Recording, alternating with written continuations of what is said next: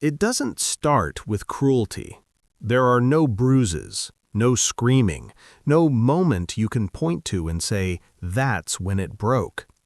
It starts with something far more dangerous: being there and not being seen. You're a child in a room full of adults, yet somehow you feel invisible. You speak, but the conversation keeps moving. You show excitement, but it fades unanswered. And without realizing it, your nervous system asks a question that will follow you for the rest of your life. What happens to a child who learns they don't matter unless they're quiet? This is the psychology of the ignored child. Not abandoned, not abused, but emotionally overlooked. The child whose pain was never dramatic enough to be noticed.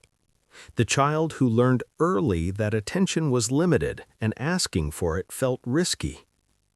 Because there were no obvious scars, this experience often goes unnamed, unvalidated, unhealed. But what if being ignored shapes a person just as deeply as being harmed? What if the absence of attention rewires the brain in ways most people never talk about? To understand that, we have to look at what happens when a child grows up without emotional mirroring. In childhood, attention isn't a luxury. It's how identity forms. When a child expresses emotion and someone responds, the brain learns, "I exist, I matter, my inner world is real." But when those signals are met with distraction, dismissal, or silence, the child adapts.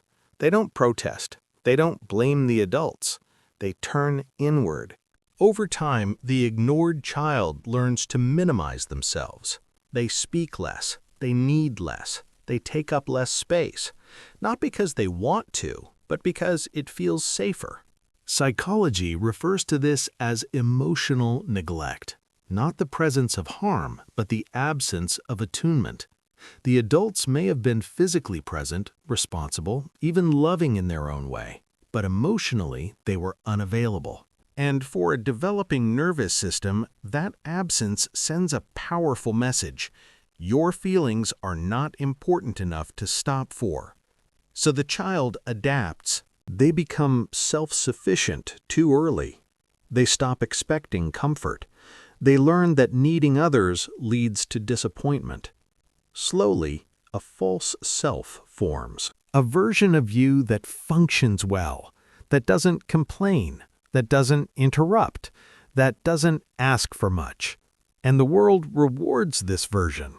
You're called independent, mature, easy. But beneath that calm exterior, something starts to ache. Because the ignored child doesn't stop needing connection. They just stop believing it's available. That's why so many ignored children grow into adults who feel a quiet emptiness they can't explain. They may succeed, they may appear confident, they may even feel fine. But fine is often just the absence of visible pain. As adults, this pattern begins to show itself in subtle ways. You might feel uncomfortable receiving attention. Compliments feel awkward. Care feels suspicious. You may crave closeness, then pull away when it's offered. You may overthink conversations, replaying them later, wondering if you said too much. You might struggle to name your needs at all. Because when no one asked how you felt growing up, you never learned the language for it. And here's the paradox. The same adaptation that kept you safe as a child now keeps you disconnected as an adult. You learn to survive by disappearing emotionally. But survival is not the same as living. Many ignored children develop a fantasy they rarely admit out loud. That one day someone will notice without being told. That someone will see the exhaustion behind the composure. That someone will stay curious about them even when they're quiet. That longing isn't weakness. It's the unmet need of a child who was never fully seen. Healing doesn't begin by forcing yourself to be louder or more confident, or more visible. Healing begins with recognition, with acknowledging that being ignored was not nothing, that emotional absence leaves real wounds, even when there was no intent to harm. Because until you validate what didn't happen, you'll keep questioning why you feel the way you do. The ignored child grows into an adult who learned to live without witnesses. But now, you can become one.